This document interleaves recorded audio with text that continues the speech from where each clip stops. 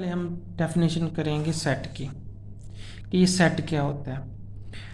वाज़े अशिया के इज्तमा को सेट कहते हैं। जिन अशिया पर सेट मुश्तमिल होता है वो सेट इस सेट के अरकान या मेंबरान कहलाते हैं।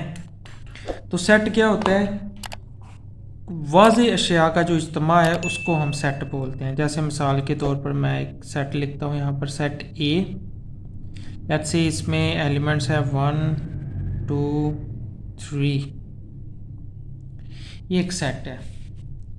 तो ये जो आपको गिनती के 3 हरूफ दिखाई दे रहे हैं 1 2 एंड 3, ये इस सेट के अरकान हैं। तो इसको हम एक सेट बोलेंगे। अब इसके साथ हम चंद एक मशहूर सेटों को सीखते हैं। फेमस जो सेट्स हैं, इनमें सर फहरिस्त जो सेट है वो है कुदरती अदाद का सेट। ठीक है जी। इंग्लिश में इसको हम बोलते हैं सेट ऑफ नेचुरल नंबर। इसे कैपिटल एन से डिनोट किया जाता है। इसमें कौन से अरकान होते हैं? इसमें होता है 1 2 3 एंड सो ऑन। ये जो 3 डॉट्स आपको दिखाई दे रहे हैं ये दरअसल हैं क्या? वो इस सेट का मतलब बता रहे हैं। यानी कि ये एक ऐसा सेट है, कुदरती अदाद का सेट, जिसमें 1 से शुरू होते हैं अरकान, उसके बाद 2, उसके बाद 3 और फिर ये चलते जा रहे हैं, सो ऑन 4 5 6 7 ऐसे ये चलते जा रहे हैं। तो इसको हम बोलते हैं कुदरती अदाद का सेट। आपने इसको याद रखना है। नेक्स्ट है मुकम्मल अदाद का सेट। अगर आप इसी सेट को गौर से देख लें, कुदरती अदाद के सेट को, इस सेट में अगर आप यहाँ पर एक ज़ीरो शामिल कर दें तो ये एक नया एक सेट बन जाता है जिसे हम मुकम्मल अदाद का सेट बोलते हैं। ठीक है, इसे कैपिटल W से हम ज़ाहिर करते हैं। ठीक है जी।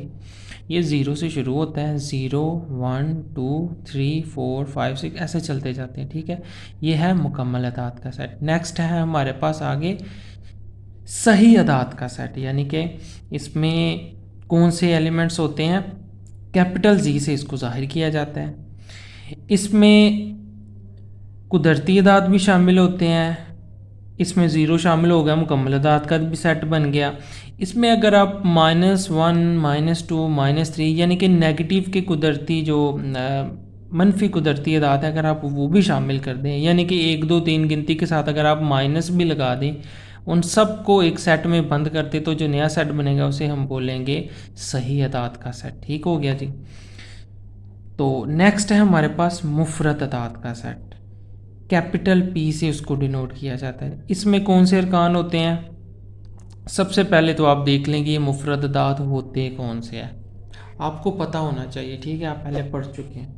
मुफरद अदाद हम बोलते हैं ऐसे अदाद को जो या तो सिर्फ अपने आप पर तकसीम होते हैं या एक पर तकसीम होते हैं। ठीक है, तो उनकी कुछ मिसालें मैं आपके सामने रखता हूँ।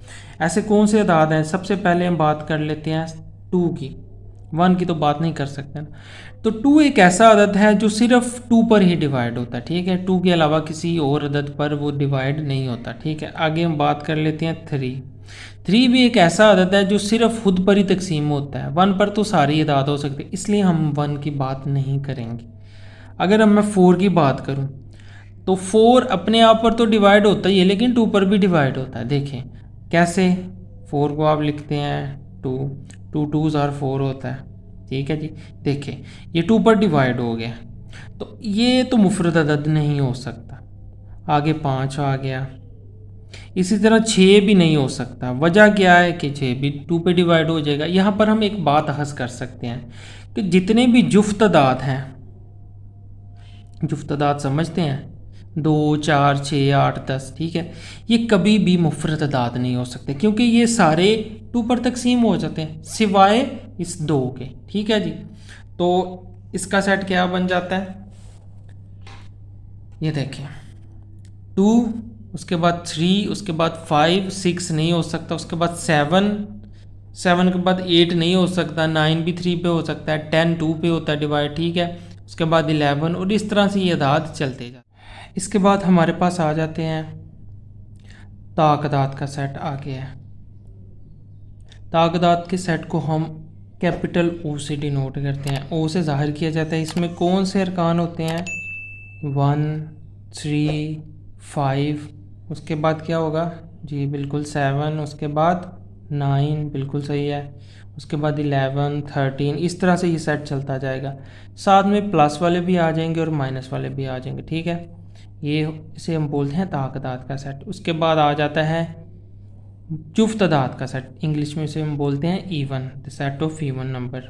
इसको हम कैपिटल ई से डिनोट करते हैं। इसमें कौन से शामिल होते हैं? 0, +-2, +-4, +-6, उसके बाद फिर +-8, +-10, फिर 12, 14, इस तरह से ये सेट चलता जाता है।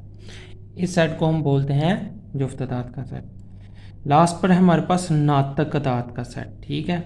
इसे हम कैपिटल क्यू से डिनोट करते हैं।